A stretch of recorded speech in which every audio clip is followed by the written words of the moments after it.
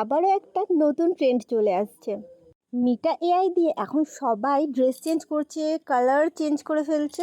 Just awesome হচ্ছে। তো আমিও ট্রাই করলাম। তো এখানে দেখতে পাচ্ছি আমি এখানে remove cake and add iPhone লিখেছিলাম।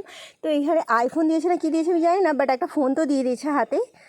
এখানে বলছিলাম আমার হাজব্যান্ডের শার্টের কালারটা চেঞ্জ করে দিতে। তো দেখো দারুণভাবে কিন্তু চেঞ্জ করেছে, এটা কিন্তু দারুণ করেছে। দেন আমি এখানে বলেছিলাম একটা ইন্টারেস্টিং কিছু করার জন্যই আমি এটা বলেছিলাম আর কি।